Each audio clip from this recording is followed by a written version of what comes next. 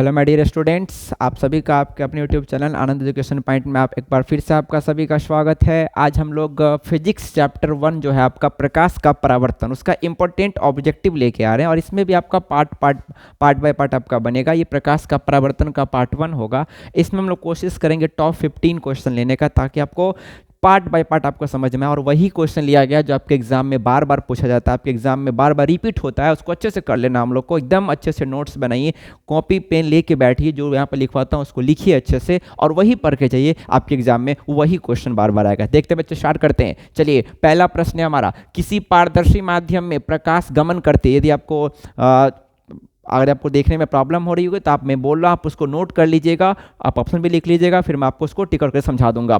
किसी पारदर्शी माध्यम में प्रकाश गमन करती है। आपको पता है बच्चे, प्रकाश हमेशा किस रेखा में गमन करती है? सीधी रेखा में गमन करती है। आपके सिलेबस में पढ़ना है, प्रकाश सीधी रेखा में गमन करती है। बताओ, किसी पारदर्शी माध्यम में प्रकाश गमन करती है, क्या होगा? बताओ, सीधी रेखा में गमन करती है। क्या होगा बच्चे? प्रकाश सीधी रेखा में गमन करती है। पहला ऑब्जेक्टिव हो गया। दूसरा, निर्वात में प्रकाश की चाल कितनी होती है? निर्वात में प्रकाश की चाल कितनी होती है?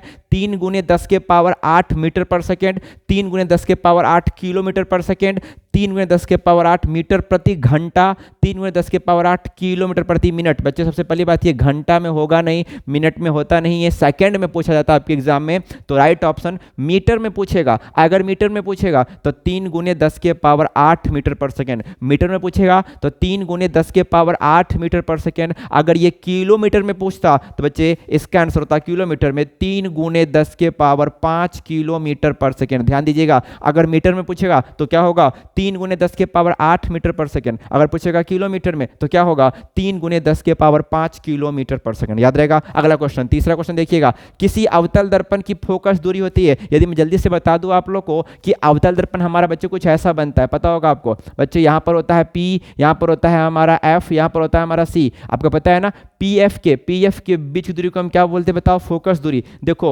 दर्पण में सभी दूरियां ध्रुव से मापते हैं, ध्रुव से मापते हैं। ये ध्रुव किस तरफ है? बाईं तरफ है, बाईं तरफ है। बाईं तरफ प्लस की माइनस होता है। तो अवतल दर्पण की फोकस दूरी बच्चे, अवतल दर्पण की फोकस दूरी क्या होती है? ऋणात्मक होती है। याद रखिएगा, अवतल दर्पण की फोकस दूरी क्या होती है? ऋणात्मक होती है। अवतल दर्पण की फोकस दूरी क्या होती है? ऋणात्मक होती है। आ जाओ, उत्तल दर्पण की फोकस दूरी, ये सब हर साल पूछा जाता है। अवतल दर्पण की फोकस दूरी क्या होती है? ऋणात्मक होती है। उत्तल दर्पण की फोकस दूरी बच्चे, उत्तल दर्पण की फोकस दूरी जो होती है वो धनात्मक होती है। उत्तल दर्पण की फोकस दूरी क्या होती है? धनात्मक होती है। अवतल दर्पण की क्या होती है? ऋणात्मक होती है। याद रखिएगा। वास्तविक प्रतिबिंब का आपके एग्जाम में ऐसे पूछेगा, वास्तविक या उल्टा। वास्तविक हमेशा उल्टा लेता है, वास्तविक हमेशा उल्टा लेता है। वास्तविक प्रतिबिंब का आवर्धन होता है, वास्तविक प्रतिबिंब का आवर्धन होता है। ध्यान देना, धनात्मक, ऋणात्मक, शून्य कोई नहीं। याद रखिएगा, वास्तविक प्रतिबिंब कब बनता है बच्चे? जब हमारा वस्तु ऊपर होता है और इमेज उसका नीचे बनता है। इमेज उसका नीचे बनता है और नीचे के लिए क्या लिखते हैं? हाइट को, माइनस को। क्योंकि आवर्धन का क्या होता है पता है फॉर्मूला? आवर्धन किसे कहते हैं? प्रतिबिंब की ऊंचाई और बिंब की ऊंचाई के अनुपात को आवर्धन कहते हैं। जरा ध्यान दीजिएगा, आवर्धन है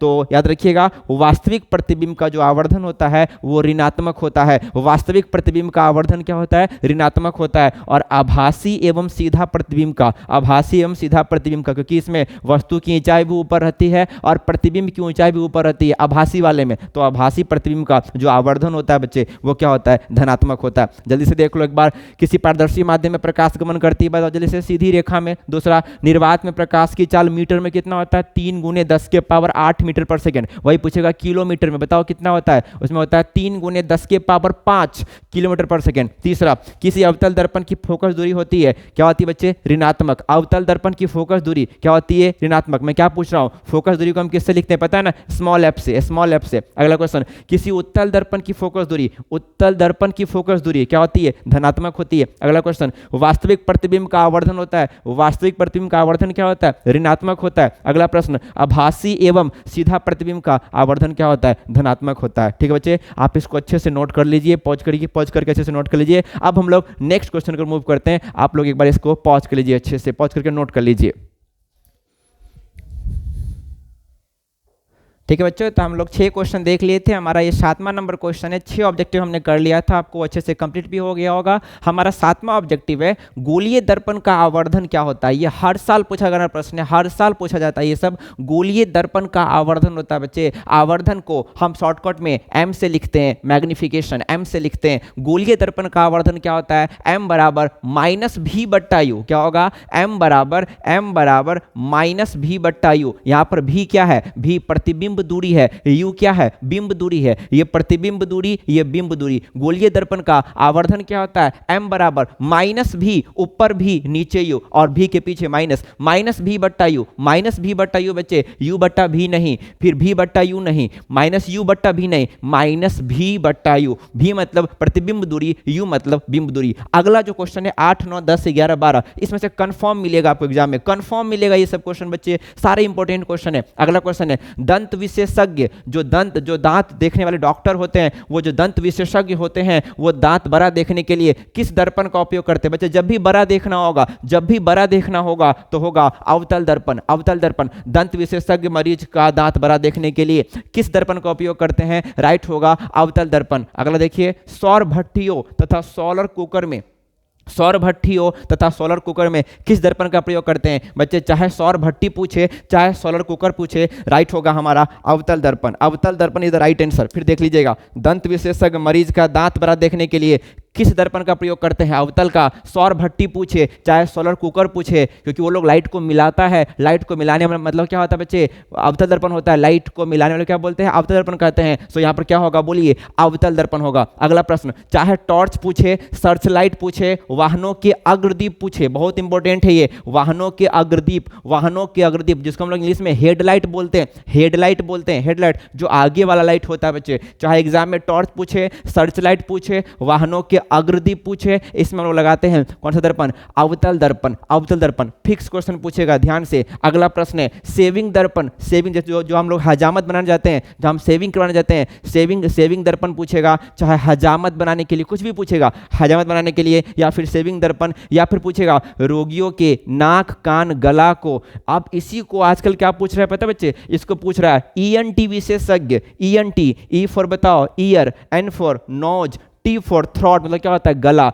ना यहाँ पर होगा कान, नाक और गला के जो डॉक्टर होते हैं वो किसका उपयोग करते हैं देखने में बच्चे, वो भी लगाते हैं हमारा अवतल दर्पण का उपयोग करते हैं। एक बार जल्दी से, दांत को बड़ा देखने के लिए अवतल दर्पण। अगर देखो सौर भट्टी पूछे, चाहे सोलर कुकर पूछे, क्या होगा अवतल दर्पण। सौर भट्टी पूछे, सोलर कुकर पूछे, क्या होगा अवतल दर्पण। अगला देख लो, चाहे टॉर्च पूछे, चाहे सर्च लाइट पूछे, चाहे वाहनों के अग्रदीप पूछे, सब में क्या लगाते हैं, अवतल दर्पण लगाते हैं। अगला, चाहे आपको सेविंग दर्पण पूछे, चाहे रोगियों के नाक कान गला कुछ भी पूछे, इसमें क्या लगाते हैं, अवतल दर्पण हम लोग यूज करते हैं। सेविंग दर्पण, रोगियों के नाक कान गला को देखने में डॉक्टर किसका इस्तेमाल करता है, अवतल दर्पण इस्तेमाल करता है। अगला क्वेश्चन आ जाइए, वाहनों के पश्च दर्पण में, बहुत इंपॉर्टेंट, साइड मिरर में वाहनों के, आपको पूछेगा साइड मिरर या फिर पूछेगा पश्च दर्पण। और एक यहां पर था हेडलाइट, अग्रदीप।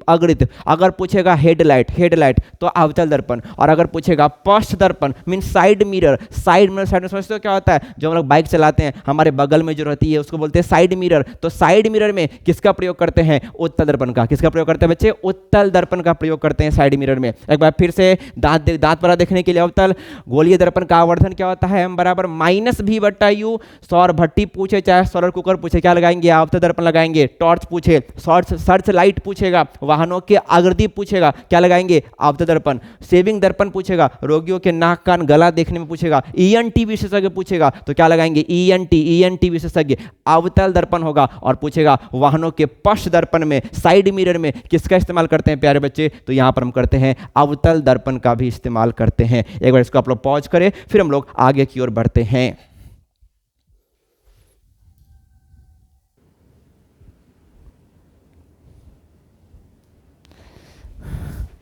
ठीक है। चलिए अब देखिए हमारा नेक्स्ट स्लाइड में हमारा 12 तक हो गया था, हम लोग 13 क्वेश्चन की ओर मूव करते हैं। हमारा जो 13वां नंबर प्रश्न है बच्चे वो क्या है, अवतल दर्पण को कहते हैं, बहुत इंपॉर्टेंट प्रश्न है, पूछेगा एग्जाम में, अवतल दर्पण को क्या कहते हैं बच्चे। अवतल दर्पण को एक अन्य नाम से जानते हैं, उसका नाम है अभिसारी। अभिसारी, अवतल दर्पण को अभिसारी दर्पण कहते हैं। बताओ क्यों? क्योंकि ये प्रकाश की किरणों को एक जगह मिलाता है। आगे सब्जेक्टिव करवाएंगे तो वहां लिखवा देंगे, अभी फिलहाल ऑब्जेक्टिव व्यू से करते जाओ, बस दिमाग में रखते जाओ। अवतल दर्पण का दूसरा नाम क्या है भाई, अभिसारी दर्पण। आगे आ जाओ, उत्तल दर्पण को कहते हैं, उत्तल दर्पण का दूसरा नाम है अपसारी। अपसारी याद रखो, अपसारी, अपसारी। अवतल का दूसरा नाम अभिसारी, अभिसारी, और उत्तल का दूसरा नाम है अपसारी। पूछेगा एग्जाम में, उत्तल दर्पण का दूसरा नाम अपसारी, अवतल दर्पण का दूसरा नाम क्या है, अभिसारी। अभिसारी याद हो गया। अगला क्वेश्चन, प्रकाश के परावर्तन के कितने नियम है, आपको पता होगा। प्रकाश के परावर्तन के 2 नियम है। प्रकाश के परावर्तन के 2 नियम है। प्रकाश के परावर्तन के कितने बच्चे, 2 नियम है। अगला आ जाइए, प्रकाश क्या है, प्रकाश क्या है। प्रकाश बच्चे कण भी है, प्रकाश तरंग भी है, दोनों है, इसलिए बोला गया है प्रकाश द्वैत प्रकृति का होता है। Light is a dual nature, dual nature, उसमें दोनों गुण होता है, वो कण भी है, वो तरंग भी है, द्वैत प्रकृति का होता है। बच्चे ये जो हमारा प्रकाश है ये द्वैत प्रकृति का होता है, द्वैत प्रकृति का, ड्यूअल नेचर का। यहां पर बोलो क्या होगा, दोनों, प्रकाश कण भी है, प्रकाश तरंग भी है। अगला, प्रकाश के परावर्तन का नियम कौन है, आपके 4 ऑप्शन है, आप तो पढ़े होंगे। क्या I बराबर R/2 होगा, नहीं होगा। क्या I/2 बराबर R होगा, ये भी नहीं होगा। हम लोग ने पढ़ा है प्रकाश के परावर्तन का नियम होता है, प्रकाश का आपतन कोण परावर्तन कोण के मान के बराबर होता है। एंगल I बराबर क्या होता है, एंगल R। I को क्या बोलते हैं, एंगल ऑफ इंसिडेंस, आपतन कोण। R को क्या बोलते हैं, एंगल ऑफ रिफ्लेक्शन, परावर्तन कोण। बोलो क्या होगा, एंगल I बराबर एंगल R, एंगल I बराबर एंगल R। ये प्रकाश के परावर्तन का नियम है। ऐसे ही क्वेश्चन आपको करवाया जाएगा जो एग्जाम में आपको आने के पूरे चांसेस है, और यही सब बार बार पूछा जाता है। यदि आपको वीडियो पसंद आ रही है तो आप चैनल को सब्सक्राइब कर लीजिए, यदि आप नए हैं तो आप कमेंट करें, दोस्तों में शेयर भी करें ताकि उनको भी फायदा मिले। और हम वही क्वेश्चन करेंगे जो एग्जाम में बार बार पूछा जाता है, सारे इंपॉर्टेंट क्वेश्चन का सिलेक्शन करेंगे, टॉपिक बाय टॉपिक लेकर आएंगे, परावर्तन, अपवर्तन, मानव नेत्र, विद्युत धारा, सबका ऑब्जेक्टिव करवाएंगे ताकि आपको एग्जाम में बहुत ही बेनिफिट हो और आप पूरा मार्क्स लेकर आए। चलिए अगला क्वेश्चन आते हैं।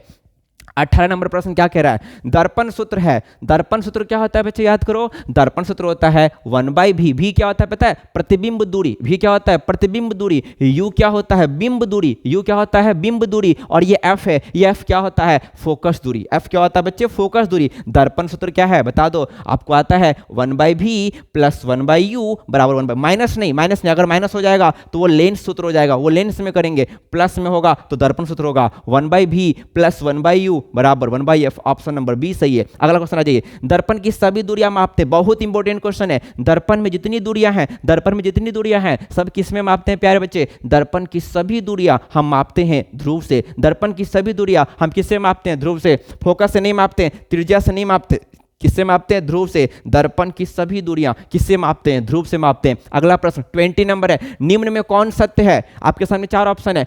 f बराबर R/2, हम लोग पढ़े हैं ना, फोकस दूरी जो होती है वो वक्रता त्रिज्या की आधी होती है। यहाँ पर स्मॉल f क्या है, फोकस दूरी है। ये जो r है वो क्या है, वक्रता त्रिज्या है। सो f = R/2, ये भी सही है। अच्छा एक काम करो, आपको मैथ सॉल्व करने आता है, इसके नीचे में 1 करो, r में 1 से गुना करोगे, क्या r आएगा, मैं क्या बताया, f बराबर R/2 है कि नहीं मेरे पास, ये भी सही है, ये तो सही है।